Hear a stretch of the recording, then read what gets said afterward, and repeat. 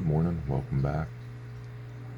I've had these fish back in treatment now for, I think it's about 3 days, going into day 4. I'm using a different approach this time. Much more powerful stuff.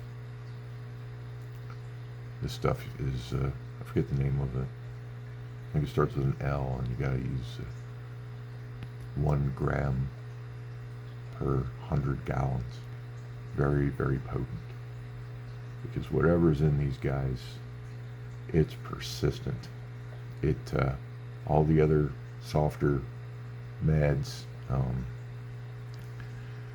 they help it, but they don't take it out.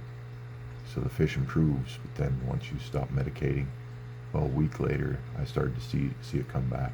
And that's been what's going on with this particular problem, which I believe is either fungal or bacterial. Either way, it only affects these 5 fish. It does not affect the rest of my school. Some kind of genetic vulnerability that let it in the first place. That goes to show you, everybody thinks that, one thing will wipe out their whole school. That's not how it works. Several of your fish will be resistant, and a few will be vulnerable. And these are my few vulnerables right now. That'd be a huge loss if these died, because these are rare fish, and they're going to be worth an exceptional amount of money each. They already are. Like at this size, they're hundreds of dollars each for these fish. So keeping them alive is quite important to me. They are gaining weight. Even the skinniest of them looks a little better now. He's starting to, the boniness is going away. It's all good signs. And they're pissed off because they know I'm here right now. But look at those eyes. Just before I walked up, they're all swimming around happy. Showing pretty good color and everything. Right now they're a little, I've netted them. These fish are not used to being netted at all. And I've netted them like, what, four to 6 times in the last week. So they're very, very, they think I'm gonna grab them again. And I am, but not today. I gave them a treatment last night again. I've been draining this tank every day. I think this treatment's supposed to last 2 days, but I got too many fish in this tank. So I'm draining the water every day down 90%, refilling it, retreating it. So, and it's working. We keep them clean. You can see they poo a lot. I got everything out of there last night, and this morning, boom, they're eating well, they're pooping good, they're pooping clean. They always were pooping clean. This was not a parasite issue. This is, like I said, it's probably fungal. It might be bacteria. It could be a combination of the two. But I'm doing everything I can to lick it.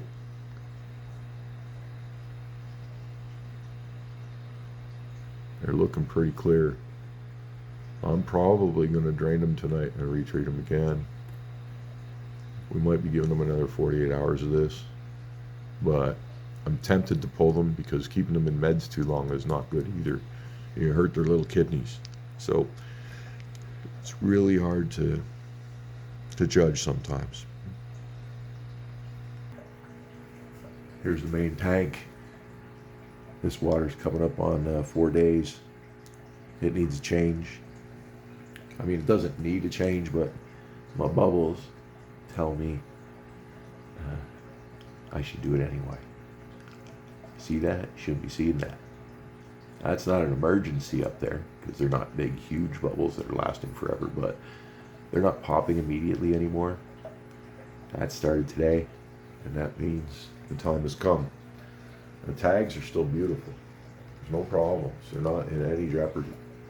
But you want to keep that water clean for these guys.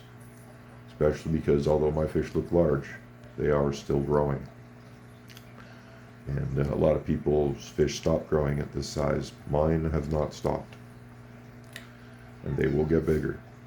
So you got to keep that quality up so you get that maximum size. That's what we're after, right? Like, look at these guys. This guy is one of the youngest fish in the tank. And because I'm dialed in, I know what I'm doing, he's going to be one of the biggest fish in the tank. You know, these other fish have all suffered with my learning process. Like Big Red is probably, you know, he's going to beef up, but he's not getting much bigger.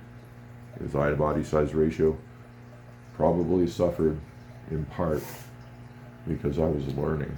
And you can say the same for these snake skins. They still look great. There's nothing bad about the ratio, but it could have been better. If you look at his, it's quite phenomenal. And if you look at his, it's just awesome. Those are going to be, like, from shape and size perspective, champion fish. This guy's just amazing.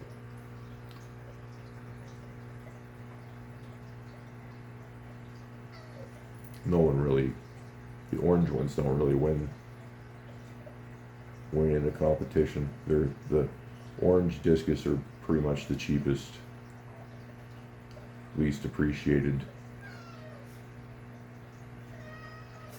discus. Seems like the harder they are to keep, the more people like them, strangely enough, but I guess that's just the way the hobby is.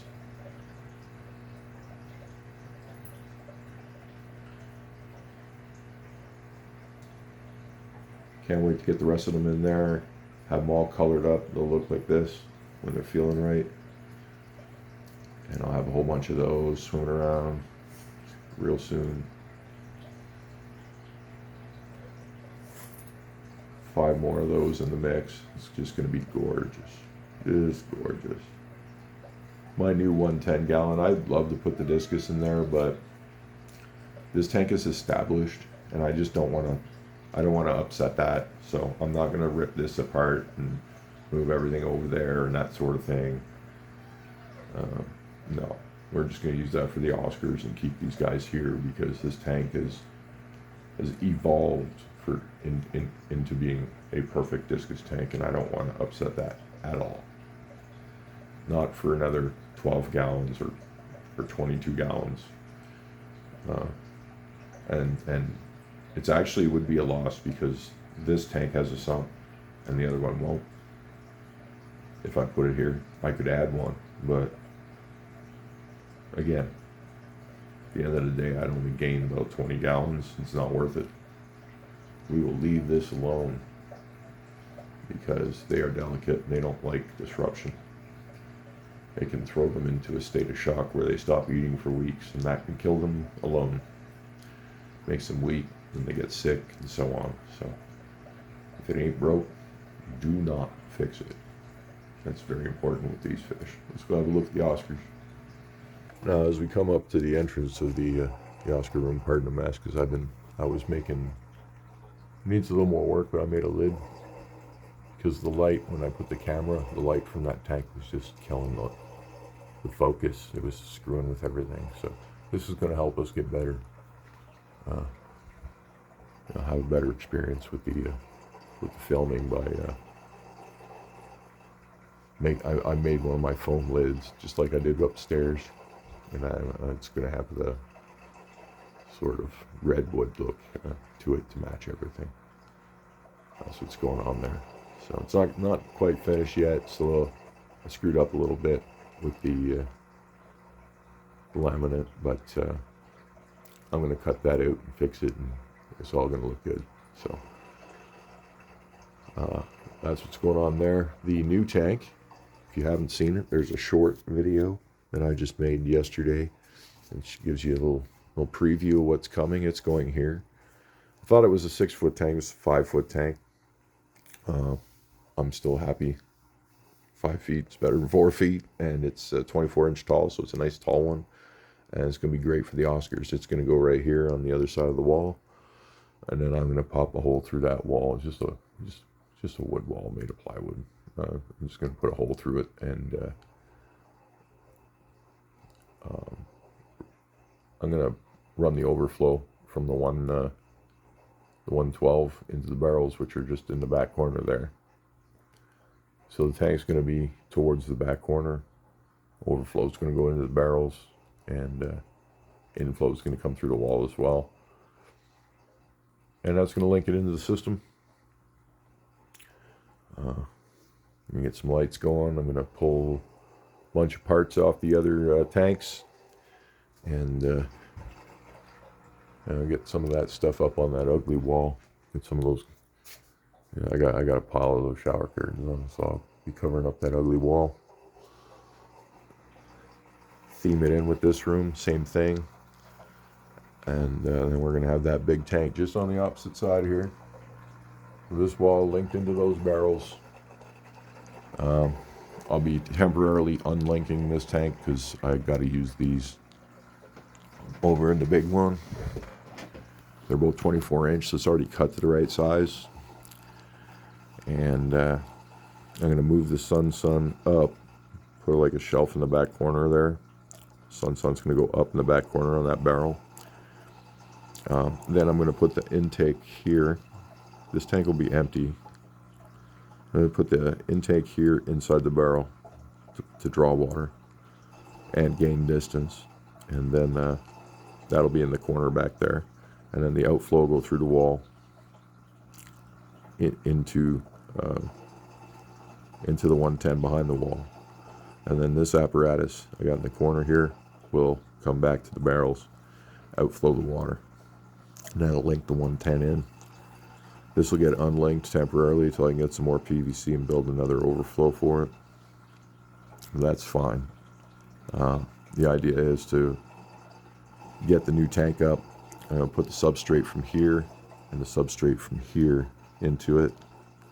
I'm going to put the filters that are in there into the 110. I'm probably going to add this one as well. I'm going to take this heater controller over. I'm going to take that 200 watt heater, and I've got 3 200 watt heaters in the barrel. I'm going to pull one out of the blue one and put in the 110. And one of these hang-on backs will go over to the 110. And after all that system's going to be really well filtered. And again, you got to remember that all the tanks work, all the filtration is, and all the tanks will be working together to clean all of the water. So it doesn't really matter where I put them. But I am going to, I do need one of these hang-on backs, probably the big one on the 110 because, or the 112 because, they poo, right? So we got to pick up the particulate matter, and the sponge filters will help with that as well. And the UV will go over there. I might even just leave it here. It doesn't matter where the UV is. I might just leave it here so it's not as ugly over there. Not too many things going on, but we'll see. We'll see. So that's the idea. That's what I'm going to do to get it operational. I'm going to put this light. You can see that it does a very good job. It's a Haiger light. It's got a 24/7 timer, and it's submersible. It's fairly short. It's probably about a foot and a bit long, a little over a foot long, 14 inch probably. And it's been lighting up this tank now. It's morning right now, so it's still dim looking, but it lights up this tank fairly well. This tank's the same height that the new one will be. And yeah, so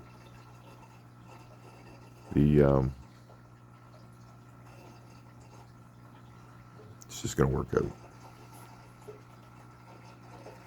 It's gonna work out. I'm gonna get everything ported over, and that light, so I got a second one coming, and they're gonna go up on the inside. It's almost gonna look invisible, like I don't have a canopy and I don't have lights, but they're gonna be in there. This is about a 3-foot tank, and the new one's a 5-foot tank. So 2 lights like this in that 5-foot tank is going to light it up beautifully. I'll be able, they'll be exactly the same. So when I turn them on 24-hour mode, they'll change at the same time. They should anyway. And so sun up, same time they'll come on. Sun down, same time they'll go blue. Everything will slowly get brighter at noon and slowly get darker towards evening. And, so that's what we're going to do with the lighting. And This tank's beautiful too, but I'm just not ready to use it yet. I'll just let it run cold with a sponge filter for now. I'm also going to pump this water into the 112 for its first fill, because this water has been sitting there and seasoning with no life in it except for one snail the entire time. And the gravel is very well cycled because it came from her tank, her original tank, which was this tank before I cleaned it up.